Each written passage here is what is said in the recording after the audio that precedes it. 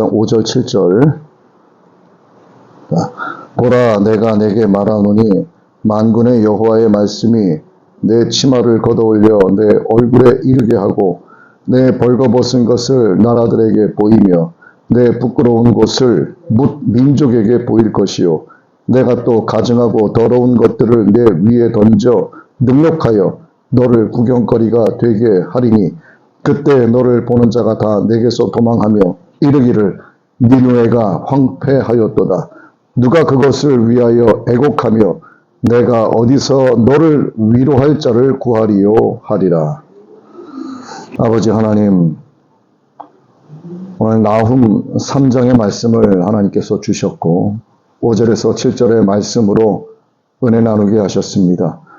오늘 아버지께서 이 종을 통해서 선포하게 하시는 말씀이 우리의 마음에 깊게 새겨지기를 원합니다.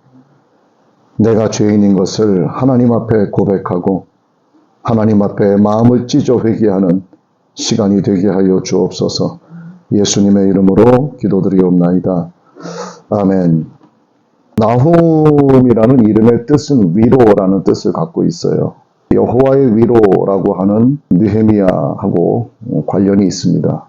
나훔에 보면 아수르가 언급되고 있습니다. 아수르는 BC 720년경쯤에 사마리아를 멸망시켰고 북왕국의 사람들을 포로로 잡아갔습니다. 그래서 이 아수르는 유대인들에게도 상당히 위협적인 존재들이었죠. 요나 선지자는 일찍이 니느웨의 멸망을 예고한 바가 있죠. 요나서 3장 4절의 말씀인데 그럴 때 그들이 회개를 했습니다. 왕부터 모든 백성이 베옷을 입고 머리에 먼지를 뿌리면서 금식을 하면서 회개하는 전혀 예상하지 못한 일들이 니느웨에 일어났었죠. 그래서 잠시 동안 하나님의 멸망에 대한 예고를 피할 수는 있었습니다.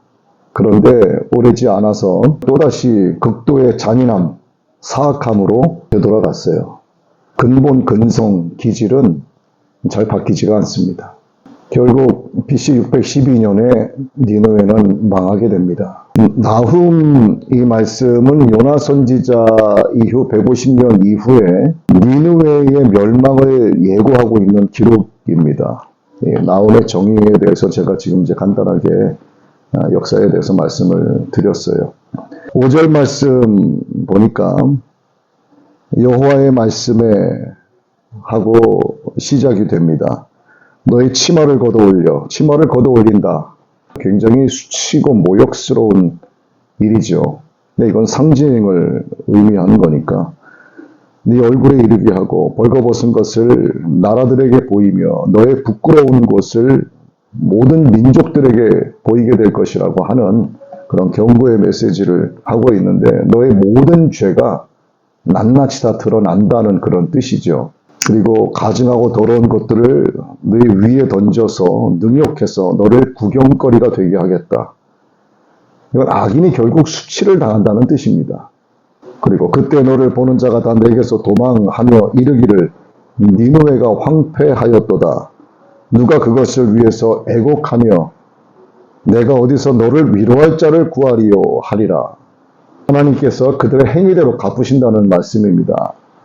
모든 죄는 다 드러나고 크든 작든 도둑질을 한 죄든 사람을 속인 죄든 스스로의 양심을 덮어버린 죄든 하나님의 것을 훔친 죄든 모든 죄는 다 낱낱이 드러난다는 말씀이고 그 악인은 반드시 하나님께서 수치를 당하게 하신다는 거 그리고 그 행위대로 하나님은 반드시 갚아주는 분이라는 사실이 오늘 5절에서 7절의 말씀입니다. 욥기 26장 6절의 말씀에 보면 하나님 앞에 있는 그 스올이라는 곳도 벗은 몸으로 드러난다는 게 있어요. 멸망 자체도 가리워지지 않는다는 겁니다. 멸망이 완전하게 드러난다는 거예요. 하나님의 영을 피해서 도망갈 수 있는 곳은 아무것도 없죠. 도망갈 수 있는 방법도 전혀 없습니다. 사람이 은밀히 행한 그 모든 것들, 사람의 눈으로는 보지 못해도 하나님은 다 보게 하시고 또 하나님의 사람으로 인해서 그걸 다 알게 하십니다. 하나님은 반드시 죄인을 찾아내세요. 큰 죄이든 작은 죄이든 이 정도는 괜찮겠지 하는 것까지도 하나님 앞에서는 죄가 됩니다. 감추어진 것이 드러나지 않을 것이 없고 숨긴 것이 알려지지 않을 것이 전혀 없어요.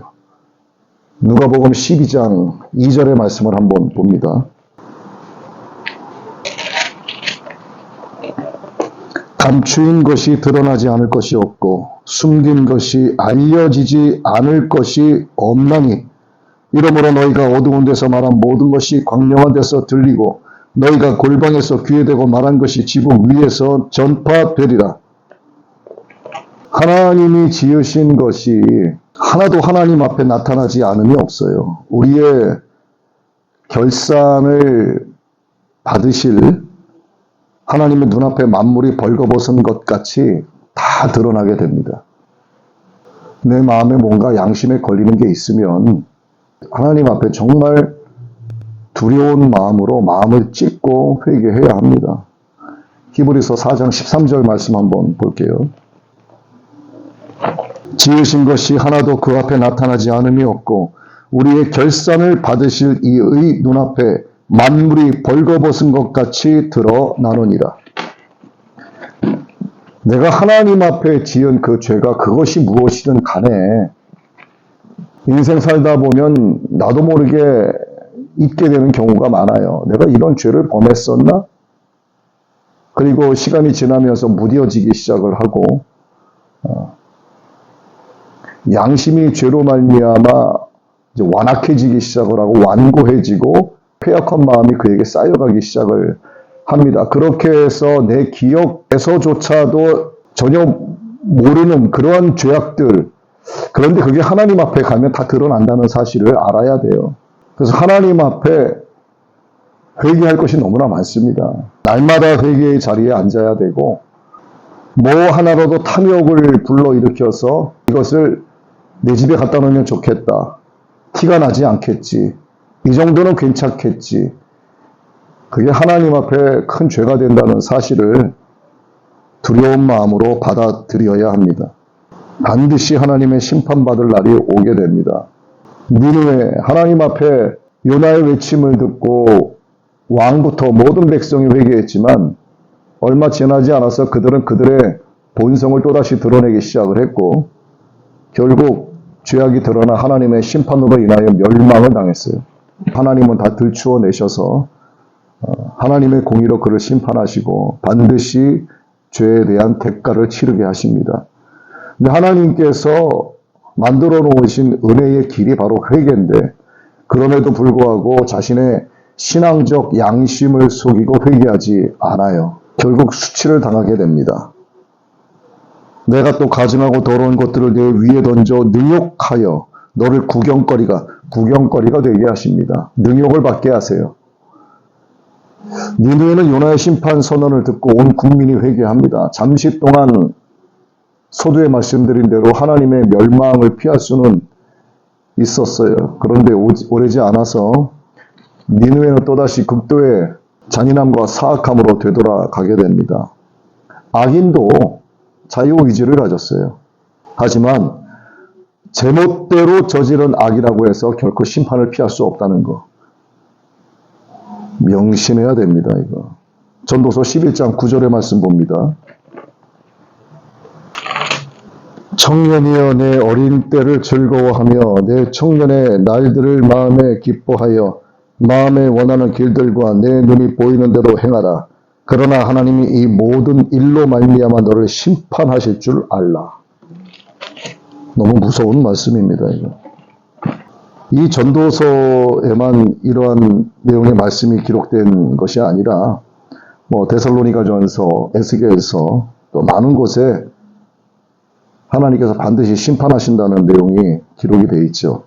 이 성경에서 보면 이스라엘 민족을 공격하는 것은 그들을 성민으로 택하신 창조주 여호와 하나님을 공격하는 것으로 간주합니다. 그래서 그 자체가 죄가 된다고 성경은 말씀하고 있어요. 니느웨가 속한 아수르는 이웃 나라에 대해서 극도의 잔인함을 보이다가 결국 황폐하게 되는 수치를 자초하게 됩니다. 하나님은 10계명, 율법을 압축한 10계명을 통해서 몇 가지를 말씀하셨어요. 도둑질하지 말라. 여러 가지 말씀을 하셨는데 우리는 쉽게 도둑질을 합니다. 하나님의 것도 훔치고 내 것이라고 여기는 것 자체가 하나님의 것을 훔치는 것과 같은 거예요. 근데 결국 반드시 하나님의 공의는 임하게 되고 그는 반드시 수치를 당하게 됩니다. 왜? 하나님은 행위대로 갚으시기 때문에 그래요. 공의의 하나님이시기 때문에. 하나님은 요한일서 4장에 기록된 말씀대로 사랑이신데 동시에 공의로우셔서 각 사람의 행위대로 심판하고 그의 행위와 그의 행실대로 반드시 보응을 하십니다. 심판하시는 하나님을 우리는 피할 수가 없어요. 십계명에 대해서는 너무나 많이 우리가 들었고 또 신앙생활을 하면서 관련된 설교도 너무나 많이 들었고 그래서 좀 식상해진 게 있습니다. 아무렇지도 않은 거. 그 죄에 대해서 무뎌졌기 때문에 의식적으로는 도둑질하면 안 된다 그러는데 무의식으로 그냥 손이 가는 거예요. 그리고 집어넣고 그냥 가는 거죠.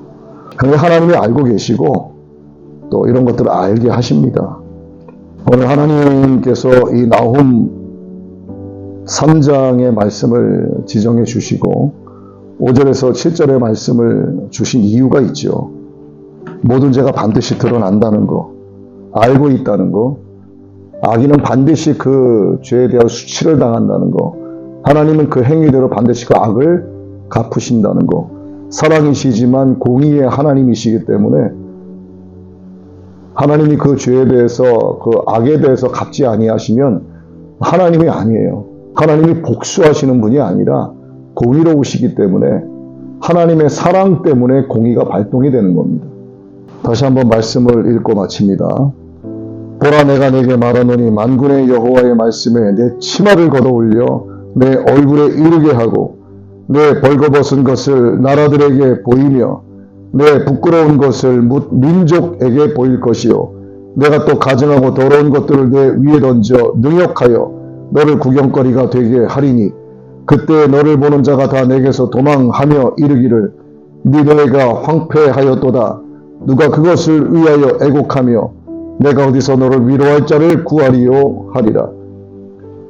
모든 죄가 드러나고 악인이 수치를 당하고 하나님이 행위대로 갚으신다는 것, 죄에서 떠나야 되는데 떠나지 못하는 그런 불운한 운명을 스스로 만들어내는 그 자체가 세상 사람들은 물론이고 교회 안에도 스스로 그 어리석음을 자처하는 사람들이 아주 가까이 있습니다.